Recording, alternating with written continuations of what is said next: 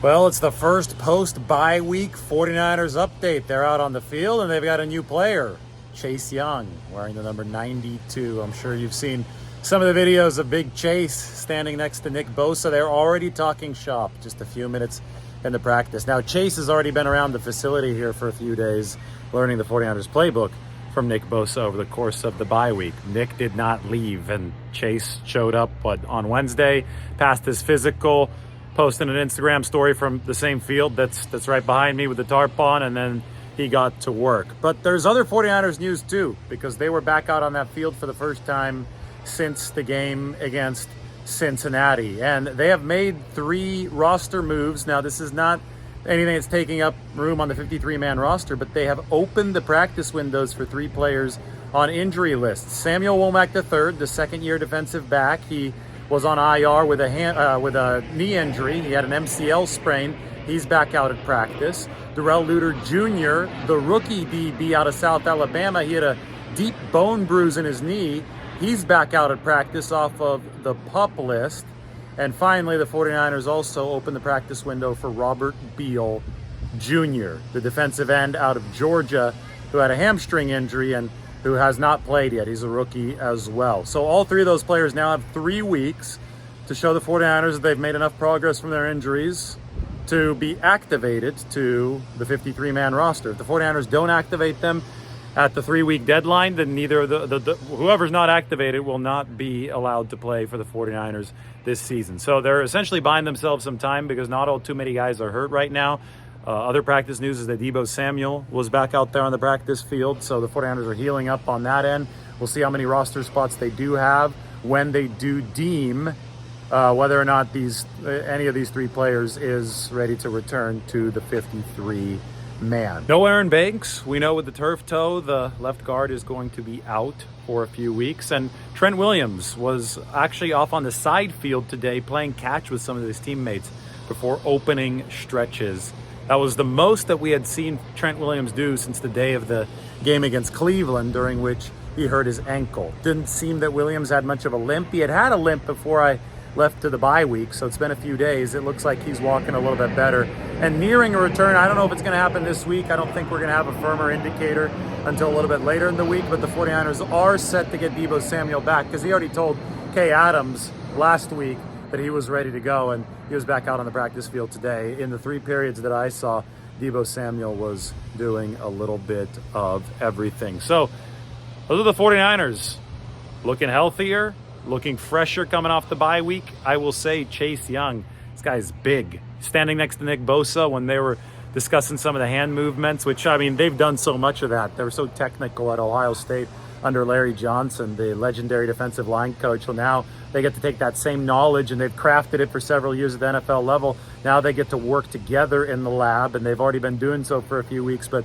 saw Chase Young today, and it's pretty rare that somebody can make Nick Bosa look a little small. Now, Bosa didn't look small. He's still a big guy, but Chase Young stands next to him, and he's a little bit taller, might be a little bit wider, got that strong base. Obviously, he's been putting up numbers this year.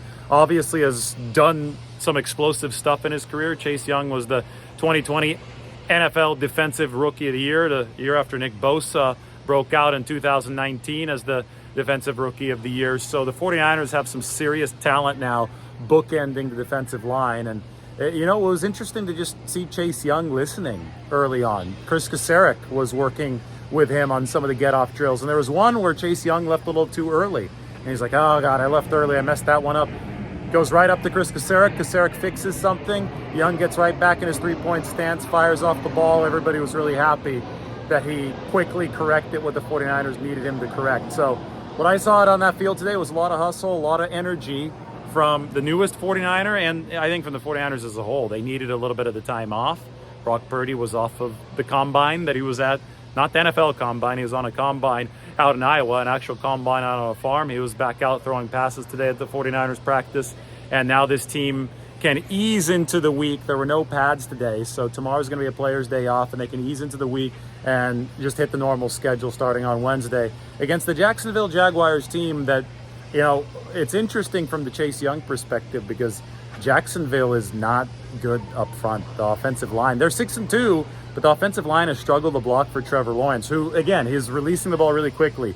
2-4 release, I think, is number 2 in the NFL, 2.4 seconds for Trevor Lawrence, but that's because the offensive line has forced him to get rid of the ball really quickly. He's one of the most pressured QBs in the NFL, so the 49ers should have a significant advantage up front, and that just goes back to the problems they've been having. They've been enjoying advantages up front in many of their games, but I think the issue has been the coverage combinations haven't been right on the back end, which is why in a couple weeks, I don't think right away we'll be talking about it, but in a couple weeks, Darrell, Luter, Samuel Womack, we'll see how those two guys can help the 49ers DBs, because Steve Wilks, the defensive coordinator, he needs to figure that out sooner rather than later. Preferably by Sunday, he needs to get that secondary locking opposing receivers and tight ends and running backs, in this case Travis Etienne for the Jaguars, coming out of the backfield for an extra hitch.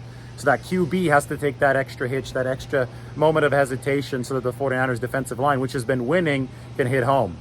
I've said it over and over. Chase Young is going to be, I think, most valuable for the 49ers as far as setting an edge against the run. When I saw him today out on that practice field, that big frame, that solid lower half, that's a guy who has the body to set an edge, and then it's just about desire. And he's set edges in his career. He's been a top 5 run defender early in his career, which is really impressive to me. It just shows the kind of skill that Chase Young has. And I think he's climbing back to that efficiency now after his ACL tear. So Jacksonville, it's a team that I think the 49ers can really own up front, but they have to unlock that with the coverage also fueling the rush. It's going to be huge. Other side of the ball, this Jacksonville team plays a whole heck of a lot of zone. One of the biggest users of zone defense in football. So I think patience is going to be the name of the game for Brock Purdy. And whenever it's a patient game plan, to execute it, you want to make sure you stay in a patient game script. And to stay in a patient game script, you want to get ahead. You want to be methodical. You want to grind it out. That's exactly what the 49ers want to do.